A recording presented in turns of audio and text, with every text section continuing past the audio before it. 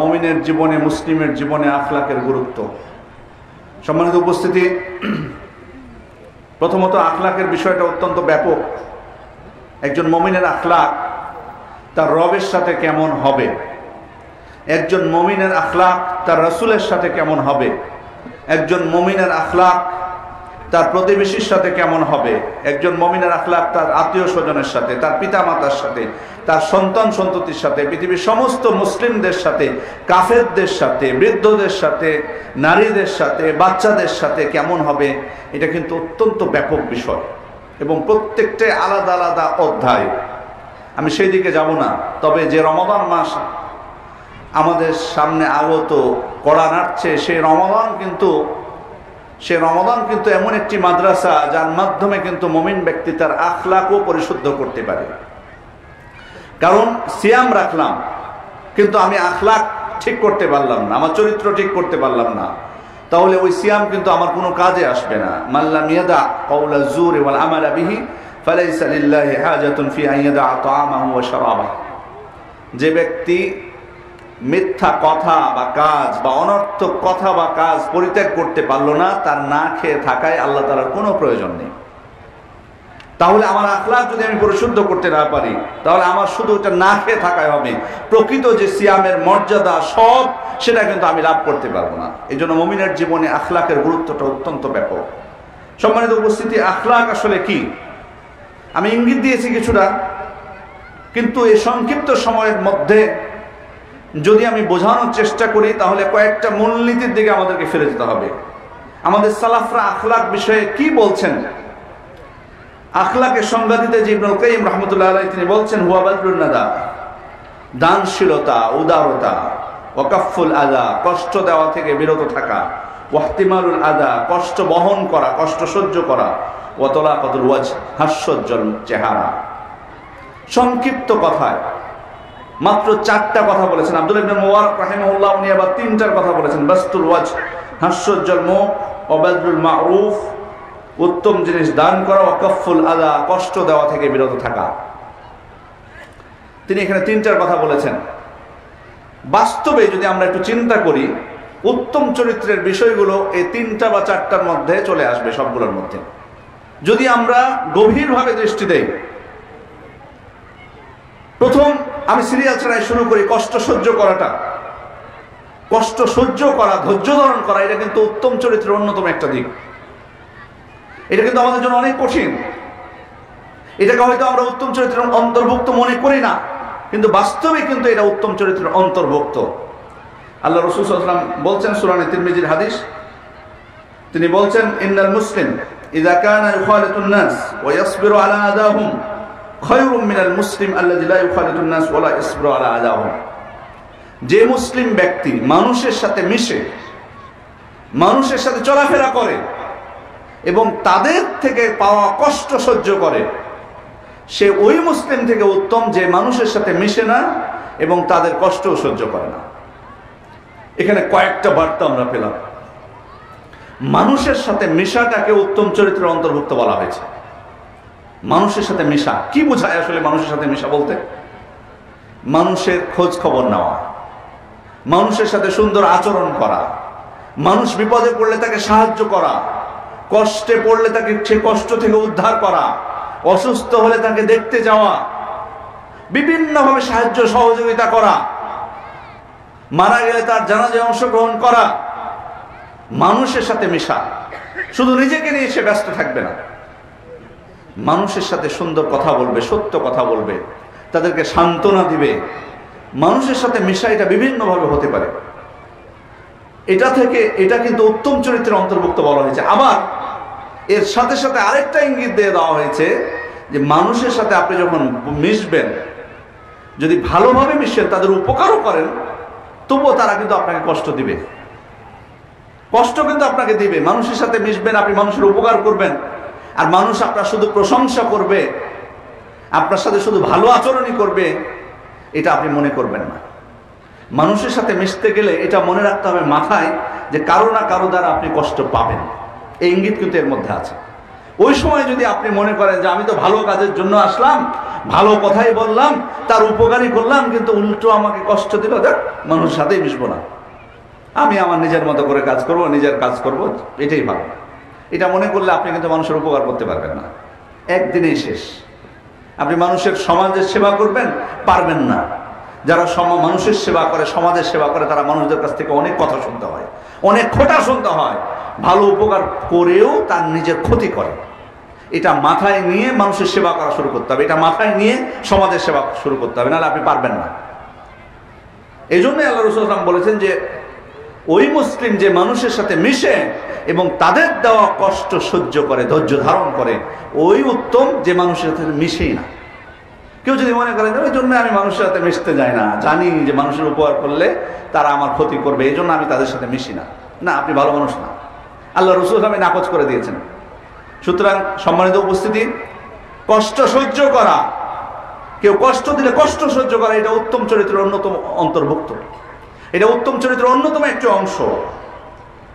এরপরে হচ্ছে প্রথম যে বিষয়টা বলেছিলাম, উদারতা, দানশীলতা, এটা উত্তম চরিত্রের অন্যতম একটা অংশ। উদারতা বা দানশীলতা এটা দুই ভাবে হতে পারে। একটা হলো যেটা আমরা বুঝি কিছু আপনি দিবেন, এটা একটা। আরেকটা হলো আপনি পরিত্যাগ করবেন। এই পরিত্যাগটা আবার দুই ভাগে হতে পারে। এক হলো মানুষের কাছে যে জিনিসটা আছে ওটার প্রতি আপনি লোভ করবেন না। আছে ধরুন কোনো নিয়ামত আপনার কোনো ভাইকে আল্লাহ তাআলা দান করেছেন, আপনি সেটার প্রতি লোভ করতে যাবেন না, বরং আপনার কাছে যেটা আছে সেটা নিয়ে সন্তুষ্ট থাকবেন। সেটা তার কাছে চাইতে যাবেন না। ধরুন আপনার কাছে নাই, কিন্তু তার কাছে চাইতে যাবেন না। আপনার নিজের কাছে আল্লাহ তাআলা আপনাকে যা দিয়েছেন, আপনার যেটুকু আছে সেটুকু নিয়ে আপনি সন্তুষ্ট থাকবেন। চুরি তো করবেন না, ছিনতাই তো করবেন না, জোরপূর্বক তো তার কাছ থেকে নেবেন না, তার কাছে চাইতেও আপনি যাবেন না। এটা হলো ছাড় দেওয়া, এটা একটা প্রকার।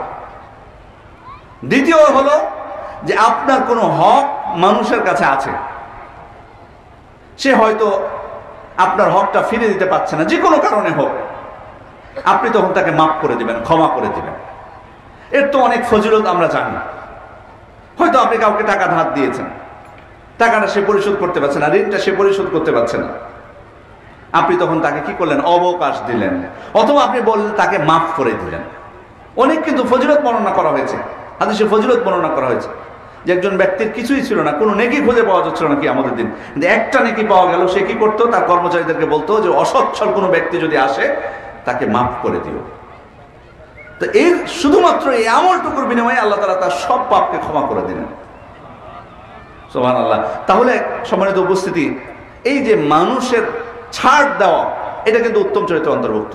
তাহলে দানশীলতার এটা একটা প্রকার, যে আপনি কি করবেন, ছাড় দিবেন। ছাড় দেওয়া কিভাবে হতে পারে?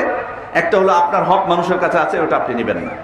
দ্বিতীয় হচ্ছে মানুষের কাছে যেটা আছে সেটার প্রতি লোভ করবেন না, সেটা ছিনিয়ে নেওয়ার চেষ্টা করবেন না, বা সেটা চাইবেন না তার কাছে। হ্যাঁ, এখানে একটা বিষয় আছে আবার, আপনি যদি সেটা না চান, তাহলে যদি বড় কোনো ক্ষতির আশঙ্কা থাকে, তাহলে কিন্তু তখন আপনাকে চাইতে হবে।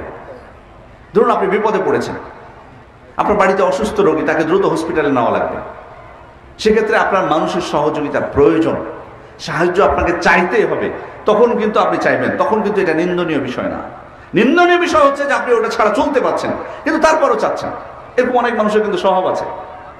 আপনি দেখবেন অনেক মানুষের সমাজে স্বভাব আছে, ওর কিন্তু প্রয়োজন নাই, তারপরও মানুষের কাছে চাচ্ছে। খুব বেশি জরুরি না, প্রয়োজন না, কিন্তু তাও চায়।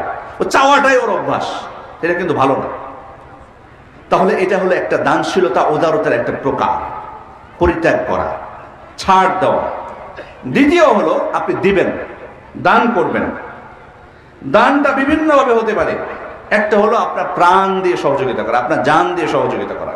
আপনার জান বিলিয়ে দিবেন, প্রাণ বিলিয়ে দিবেন। এটা ইসলামের জন্য যদি হয়, ইসলামকে বিজয় করার জন্য যদি হয়, এটা তো শাহাদাত, আমরা জানি, যুদ্ধের ময়দানে লড়াই করা। আপনি ত্যাগ স্বীকার করছেন, আপনার জীবন দিয়ে দিচ্ছেন যুদ্ধ করতে যেয়ে। আবার দুনিয়াবী ক্ষেত্রেও হতে পারে, কাউকে সাহায্য করতে গেলেন, বা আপনার উপর কেউ আক্রমণ করেছে, আপনি নিজেকে রক্ষা করতে গেলেন, অথবা কারো সম্পদ ছিনিয়ে নিচ্ছে, আপনি রক্ষা করতে গেলেন, আপনার সম্পদ কেউ ছিনিয়ে নিচ্ছে, আপনি রক্ষা করতে যে আপনি মারা গেলেন। তাহলে এখানে কিন্তু আপনার কি করলেন, আপনার জীবন আপনি দিয়ে দিলেন। আপনার জীবন দিয়ে উদারতা দেখানো, এটা হলো প্রথম প্রকার। দ্বিতীয় বিষয় হচ্ছে মাল সম্পদ দিয়ে, টাকা পয়সা দিয়ে উদারতা দেখানো। দানশীলতা, টাকা পয়সা দিয়ে, এটা বিভিন্নভাবে হতে পারে। কল্যাণকর যে কোনো ক্ষেত্রে আপনি দান করবেন, অথবা কাউকে বিপদে পড়েছে, ঋণ চাচ্ছে, বাস্তবে তার ঋণ প্রয়োজন, আপনি তাকে ঋণ দিলেন, এটা হলো টাকা পয়সা দিয়ে উদারতা, দান করা। সম্মানিত উপস্থিতি, এরপর হচ্ছে প্রভাব প্রতিপত্তি, প্রভাব, ক্ষমতা। আপনার হয়তো সমাজে একটা অবস্থান আছে, আপনার হয়তো সরকারি কোনো পদ আছে, বিপদে পড়েছে কোনো মানুষ, নিরপরাধ কোনো মানুষকে হয়তো শাস্তি দেওয়া হচ্ছে, যদি আপনি পারেন আপনার অবস্থানের কারণে বা আপনার পদ দিয়ে তার কিছু উপকার করতে, এটাও কিন্তু দানশীলতা। এখানে কিন্তু আপনি কোনো টাকা পয়সা ব্যয় করলেন না, আপনার জীবন দিয়ে দিলেন না, শুধুমাত্র আপনার ক্ষমতা আছে, ওই ক্ষমতাটুকু কি করলেন, ভালো কাজে খাটালেন। কিন্তু খারাপ কাজে হলে, অন্যায়ের পক্ষে হলে এটা আবার কি, এটা আবার দানশীলতা হলো না। কোনো বাস্তবে কোনো অপরাধীর পক্ষে আপনি সুপারিশ করলেন কোথাও যে, এটা কিন্তু নিন্দনীয় বিষয়। কিন্তু কোনো ভালো মানুষের পক্ষে যদি আপনি সুপারিশ করেন, এটা প্রশংসনীয় বিষয়, এটা হলো দানশীলতা, উদারতার অন্তর্ভুক্ত। তাহলে নিজের জান দিয়ে, মাল দিয়ে, প্রভাব প্রতিপত্তি, ক্ষমতা দিয়ে, এরপর হচ্ছে আপনার জ্ঞান দিয়ে, ইলম দিয়ে আপনি মানুষকে দান করবেন। মানুষ আপনার কাছে চাইনি, তবুও আপনি মানুষকে আহ্বান করছেন, ভাই আসুন আপনাদেরকে দুইটা কথা বলি, আপনাদেরকে এই বিধানটা আমি শিখিয়ে দিই। এই যে এটাও কিন্তু উদারতা, দানশীলতা। জ্ঞান দিয়ে, আপনাকে টাকা খরচ করতে হচ্ছে না, আপনি জ্ঞান বিতরণ করছেন শুধুমাত্র। আবার অনেক সময় আপনার কাছে চাইতে পারে, কোনো প্রশ্ন করলো, তখন আপনি প্রশ্নের উত্তর দিলেন, এখানে কিন্তু টাকা খরচ হলো না, কিন্তু আপনি তার উপকার করলেন, এটাও কিন্তু দানশীলতা। এই জন্য ইলমের মাধ্যমে, জ্ঞানের মাধ্যমে। পঞ্চম প্রকার হচ্ছে যে আপনি আপনার শরীর দিয়ে, আপনার শক্তি দিয়ে সহযোগিতা করবেন। ধরুন এমন সহযোগিতার প্রয়োজন যে আপনার টাকা পয়সা লাগবে না, আপনার টাকা পয়সা লাগবে না, আপনার জ্ঞানও দরকার নেই, আপনার ইলমের দরকার নেই, কিন্তু আপনার দরকার আপনার শক্তিটা। তার রাস্তায় দিয়ে যাচ্ছেন, একজন ভ্যান চালক হতে পারে যে সে তার ভ্যানটা উঠাতে পারছে না, তা আপনাকে ডাকলো, ভাই একটু সহযোগিতা করুন। এই যে আপনি সহযোগিতা করলেন, তাকে উঠিয়ে দিলেন, শক্তি দিয়ে আপনি তার উপকার করলেন। আল্লাহ রাসূল সাল্লাল্লাহু আলাইহি ওয়াসাল্লাম কি বলছেন, ইউইনু রাজুলা ফি দাব্বাতি ফায়াহমিলুহু আলাইহা আও ইয়ারফাউ আলাইহা মাতাআহু সাদাকা। আপনি যদি কোনো ব্যক্তিকে তার বাহনে আরোহণ করতে অথবা তার মাল সামানা উঠাতে সহযোগিতা করেন, আল্লাহ রাসূল সাল্লাল্লাহু আলাইহি ওয়াসাল্লাম বলছেন এটাও একটা সাদাকা। এটাকে আমি দান করলাম কিছু, তাকে টাকা পয়সা দিলাম না, কিছুই করলাম না, শুধুমাত্র নিজের শক্তি দিলাম। তাহলে দেখুন কিভাবে আমরা মানুষকে সহযোগিতা করতে পারি, দান করতে পারি, উদারতা দেখাতে পারি। এখানে যে টাকা পয়সা লাগবে সেটা কিন্তু না। এরপর হচ্ছে সময় দিয়ে, আপনার সময়টুকু শুধুমাত্র দিলেন, কিচ্ছু না, কোনো মাল সম্পদ না, আপনার শক্তি না, কিচ্ছু না, আপনার জ্ঞান না, কোনো কিছু না, আপনি দিলেন সময়।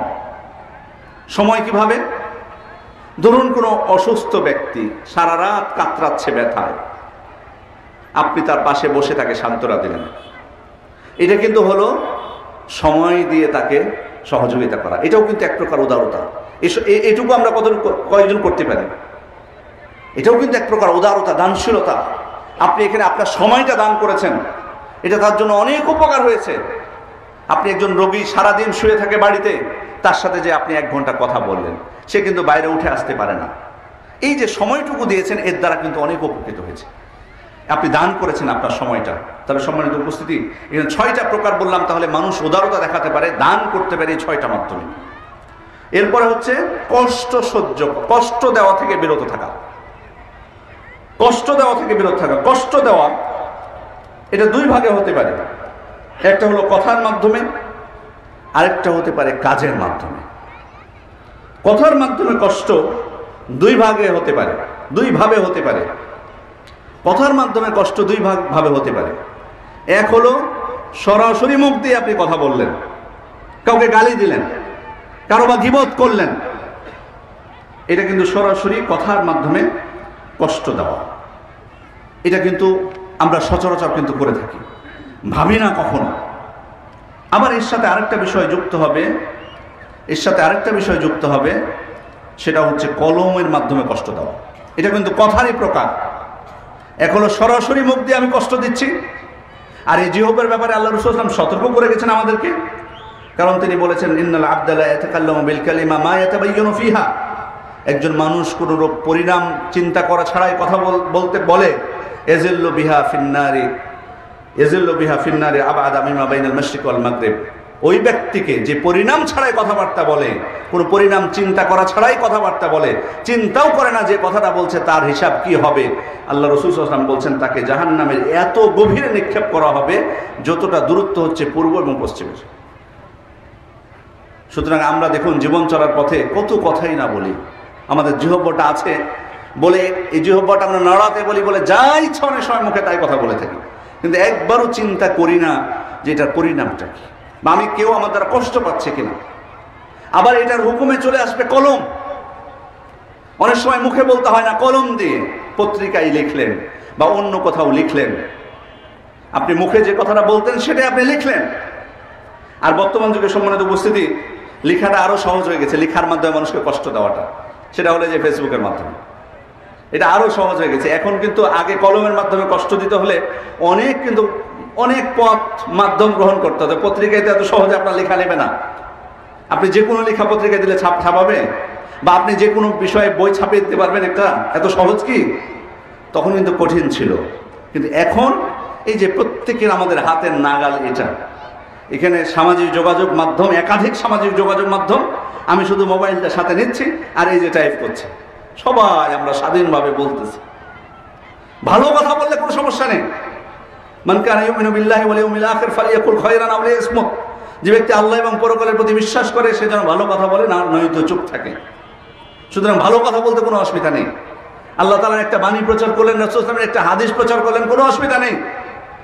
কিন্তু অসুবিধাটা হলো যখন আপনি মানুষের বিরুদ্ধে আক্রমণ করছেন।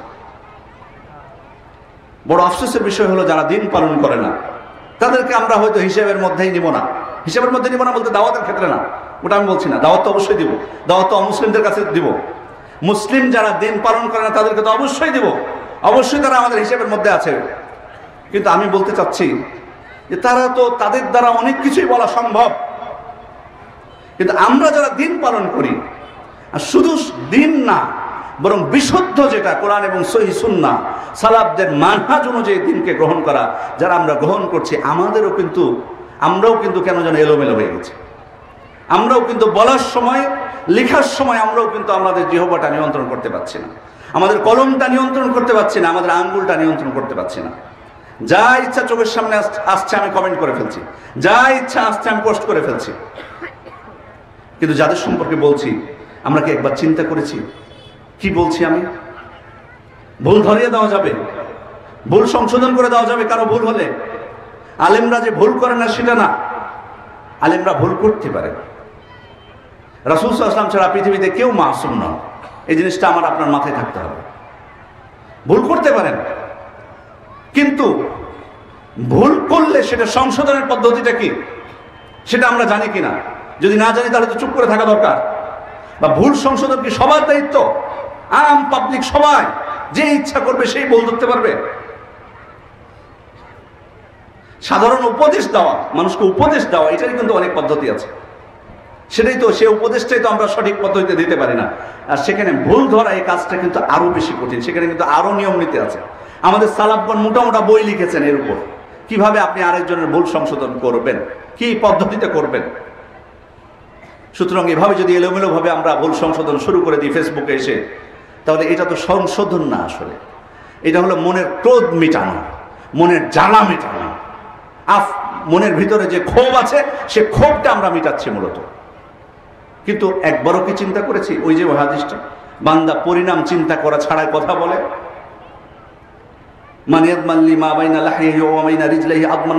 যে ব্যক্তি এই দুই চোয়ালের মাঝের বস্তু এবং দুই পায়ের মাঝের বস্তুকে হেফাজত করবে, হেফাজতের দায়িত্ব নিবে বা হেফাজতের গ্যারান্টি দিবে, আমি তাকে জান্নাতের গ্যারান্টি দিচ্ছি, জান্নাতের নিশ্চয়তা দিচ্ছি। সম্মানিত উপস্থিতি, তাহলে আমাদের আরো সজাগ হওয়া দরকার। আমরা আলেমদের ক্ষেত্রে, সাধারণ মানুষের ক্ষেত্রে আপনি চিন্তা করুন, সাধারণ মানুষের ক্ষেত্রে গীবত করা, তাদেরকে গালি দেওয়া, তাদের বিরুদ্ধে আক্রমণ করা, সেটাকে ইসলাম বৈধতা দিয়েছে? সাধারণ আপনার কোনো মুসলিম ভাইকে আপনি আক্রমণ করবেন, আপনি তাকে ব্যথা দিবেন, এটা যদি অনুমতি না দেওয়া হয়ে থাকে, তাহলে যখন আলেমদের ক্ষেত্রে কথা বলবেন তাহলে তা আরো বেশি আমাদের সতর্ক হওয়া উচিত ছিল।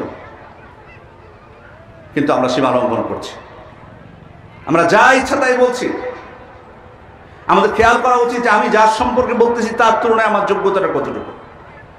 ঠিক আছে, হয়তো একাডেমিক যোগ্যতাটাকে আপনি যোগ্যতাই মনে করলেন না, বুঝলাম, কিন্তু যার সম্পর্কে বলতেছেন তার তুলনায় আপনার দাওয়াতি ময়দানে অবদান কতটুকু, মানুষের মধ্যে ইলম প্রচারে আপনার অবদান কতটুকু।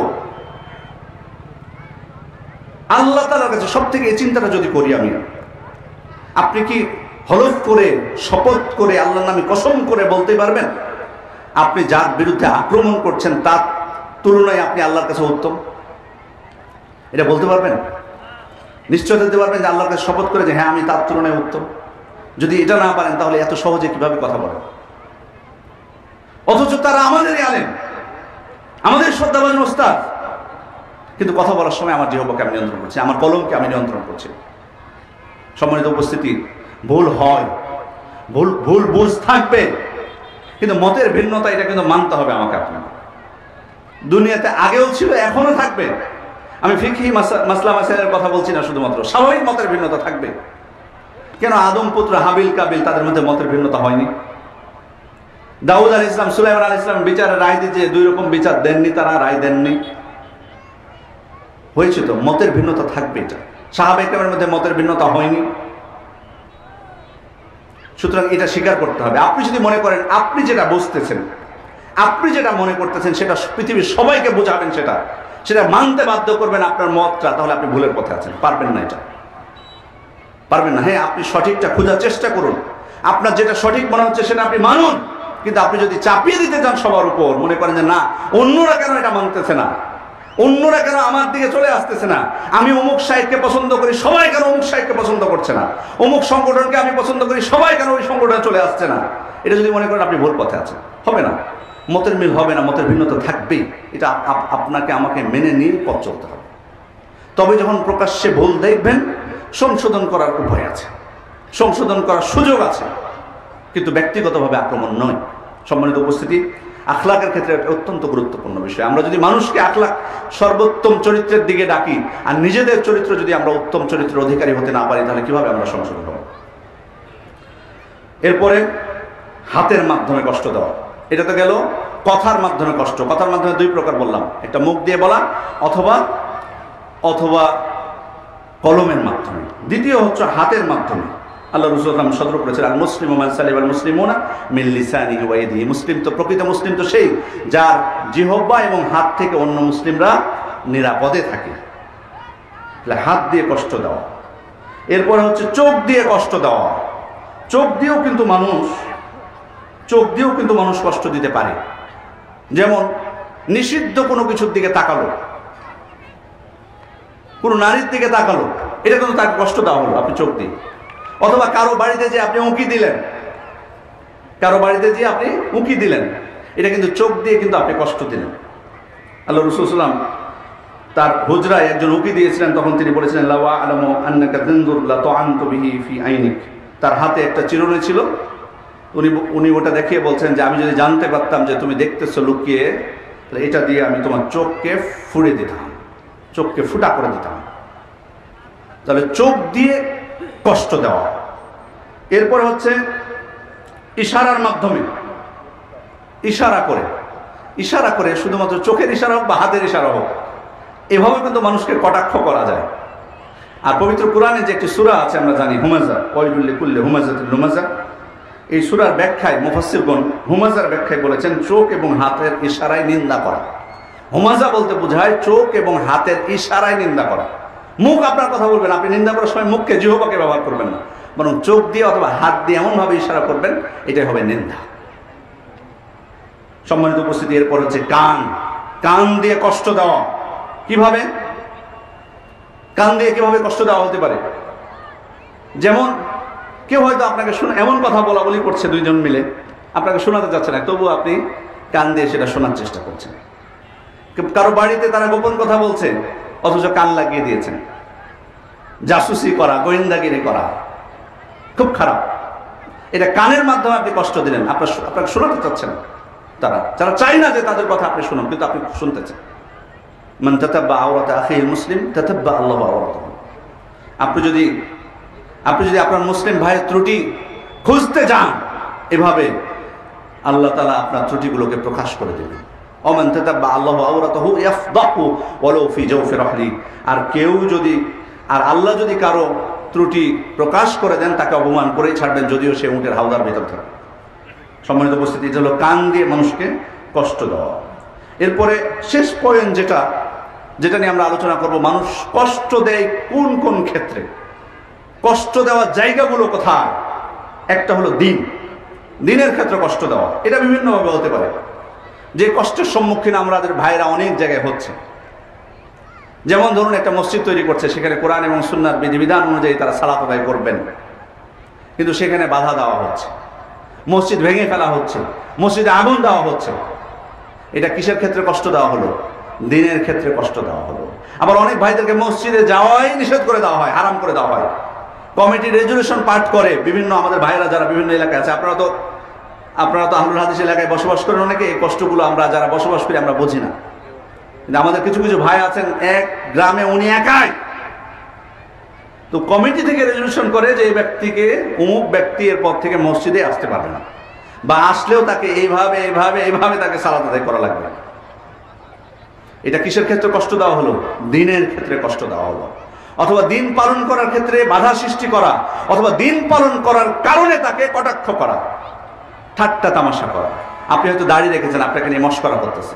আপনি একজন বোন হয়তো পর্দা করতেছে, তাকে নিয়ে মশকরা করতেছে, ঠাট্টা করা। এটা হলো দিনের ক্ষেত্রে কষ্ট দেওয়া। এরপর হচ্ছে সম্পদের ক্ষেত্রে কারো সম্পদ আত্মসাৎ করা, ছিনিয়ে নেওয়া। আল্লাহ তাআলা বলছেন, ওয়ালা তাকুলু আমওয়ালাকুম বাইনাকুম বিল বাতিল, তোমরা একে অপরের সম্পদ অন্যায়ভাবে ভক্ষণ করো না। এরপর হচ্ছে মানুষের আকলের উপর, বুদ্ধি, চিন্তা চেতনার উপর আক্রমণ করা। এটাও কিন্তু কষ্টের জায়গা। এটা বিভিন্নভাবে হতে পারে। আপনি তার মাথায় আঘাত করলেন, এটা কিন্তু তার চিন্তা চেতনা, বুদ্ধিমত্তার ক্ষেত্রে প্রভাব পড়বে। পাগল হয়ে যেতে পারে অনেক সময়। অথবা আপনি মাদকে অভ্যস্ত করে তুললেন। বিভিন্নভাবে যেটা চলতেছে এখন, মাদকের ব্যাপারে কত শিথিলতা আমাদের দেশে দেখতেই পাচ্ছেন। মুখে অনেক অর্জন শুনি আমরা, মাদকের বিরুদ্ধে জিরো টলারেন্স, এই ওই, কিন্তু মাদক বন্ধ হয় না। এই যে মাদকের মাধ্যমে আপনি দেখুন তো কত মানুষের চিন্তা চেতনা, তাদের বুদ্ধি, তাদের আকলকে নষ্ট করে দেওয়া হচ্ছে। এরপরে হচ্ছে পচা সংস্কৃতি, খারাপ সংস্কৃতি আমাদের উপর চাপিয়ে দেওয়া হচ্ছে। এটাও কিন্তু আমাদের বুদ্ধিমত্তা, আকলের ক্ষেত্রে আক্রমণ।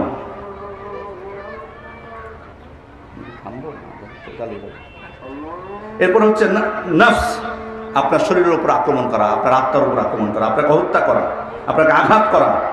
এরপর হচ্ছে আপনার ইজ্জত সম্মানকে নষ্ট করা। এগুলো হলো কষ্টের জায়গা। এরপরে কষ্ট সহ্য করা। কষ্ট সহ্য করার ক্ষেত্রে আমি পূর্বেই বলেছি যে আমাদের জীবন চলার পথে যদি মানুষের আমরা উপকার করতে চাই, সমাজের যদি বিন্দুমাত্র উপকার করতে চাই, তাহলে কিন্তু আমাকে কিন্তু সেখানে কিন্তু আমার উপর আক্রমণ করা হবে, আমাকে কিন্তু আঘাত করা হবে। কারো উপকার করলে আপনার কেউ না কেউ দেখবেন যে অপকার করছে, কিন্তু ওই অবস্থায় আপনাকে ধৈর্য ধারণ করতে হবে, কষ্ট সহ্য করা। বিভিন্নভাবে মানুষ আপনাকে কষ্ট দিতে পারে। কারণ যেমন দিনের ক্ষেত্রে আমরা যে বিষয়টা বললাম কিছুক্ষণ আগে, দিনের ক্ষেত্রে কষ্ট দেওয়া, এই কষ্টে যদি আমরা ধৈর্য ধারণ না করি তাহলে কি আমরা ফল পাবো? কখনোই কিন্তু আমি ভালো ফল পাবো না। আমাকে সর্বোচ্চ ধৈর্য দিতে হবে। আল্লাহ রাসূল সাল্লাল্লাহু আলাইহি ওয়াসাল্লাম কতটুকু ধৈর্য ধারণ করেছিলেন? তিনি দাওয়াতের জন্য কত ধৈর্য ধারণ করেছেন, কত কষ্ট সহ্য করেছেন।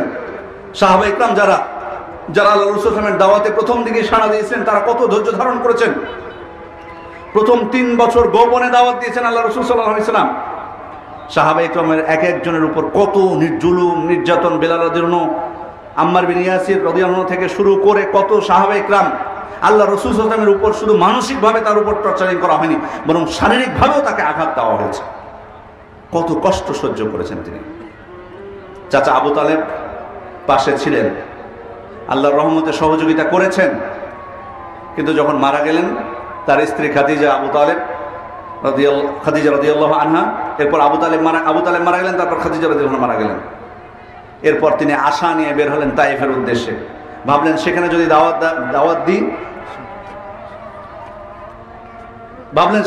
দাওয়াত দিই হয়তো সেখানকার মানুষ দাওয়াত কবুল করবে, আমাকে আশ্রয় দিবে।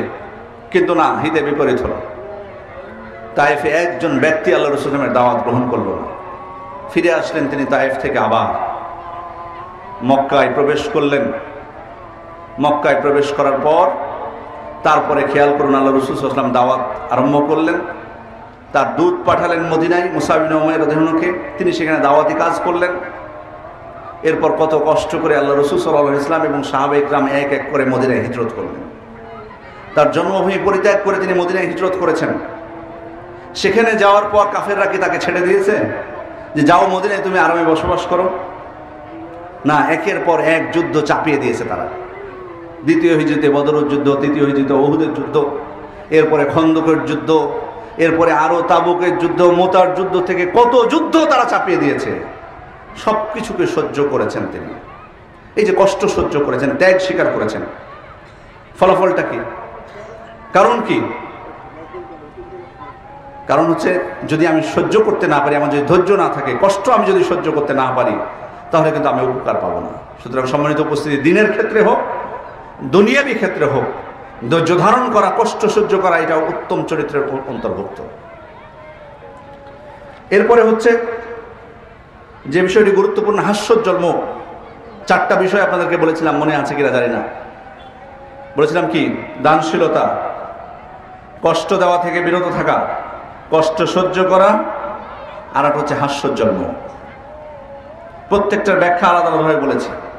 হাস্যোজ্জ্বল মুখ এটা কিন্তু উত্তম চরিত্রের ক্ষেত্রে অনেক প্রভাব ফেলে, অথচ এখানে কিন্তু তেমন কোনো সময় আমাকে ব্যয় করতে হয় না, তেমন কোনো টাকা পয়সাও ব্যয় করতে হয় না, তেমন শরীরের শক্তিও কিন্তু আমাকে ব্যয় করতে হয় না।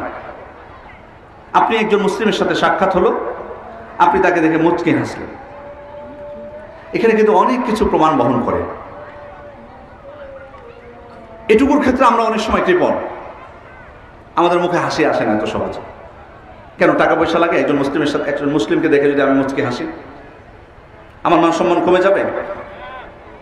যদি আমি ভাব নিয়ে থাকি, তাহলে এটা থেকে আমার সম্মান বেড়ে যাবে? কখনোই না। আল্লাহ রাসূল সাল্লাল্লাহু আলাইহি ওয়াসাল্লাম বলেছেন, লা তাহকিরান্না মিনাল মা'রুফি শাইআন ওয়ালাউ আন তালকা আখাকা বিওয়াজহিন তালক। তুমি কোনো ভালো কাজকে ছোট করে দেখো না, তুচ্ছ-তাচ্ছিল্য করো না, ওটাকে ছোট করে দেখবে না। যদিও সেটা হয় তোমার ভাইকে দেখে তুমি হাস্যোজ্জ্বল মুখে তোমার ভাইয়ের সাথে তুমি সাক্ষাৎ করবে, এই কাজটাকে তুমি ছোট করে দেখো না। তার মানে গুরুত্ব সহকারে নিও যে কোনো ভালো কাজ। অন্য হাদিসে আল্লাহ রাসূল সাল্লাল্লাহু আলাইহি ওয়াসাল্লাম বলেন, তাবাসসুমুকা আলা ওয়াজহি আখিকা সাদাকা। তোমার ভাইকে দেখে তুমি মুচকি হাসবে, এটাও সাদাকা একটা। সুতরাং সম্মানিত উপস্থিতি, সাদাকার জন্য শুধুমাত্র আমার টাকা পয়সা অনেক থাকা লাগবে, কোটি কোটি টাকা থাকবে, এটা কিন্তু না। দেখুন কিভাবে মানুষকে সহযোগিতা করা যায়, কিভাবে নিজের উত্তম চরিত্রের বহিঃপ্রকাশ করা যায়। উত্তম চরিত্রের কিন্তু আরেকটা দিক হচ্ছে অহংকার। অহংকার থেকে দূরে থাকা। অহংকার কি জিনিস? অহংকার হচ্ছে আপনি হক স্পষ্ট হওয়ার পরও আপনি সেটাকে মানবেন না। আর দ্বিতীয় হচ্ছে মানুষকে নিয়ে তুচ্ছ-তাচ্ছিল্য করা, এটা হচ্ছে অহংকার। এই অহংকার থেকে দূরে থাকা, হিংসা বিদ্বেষ থেকে দূরে থাকা।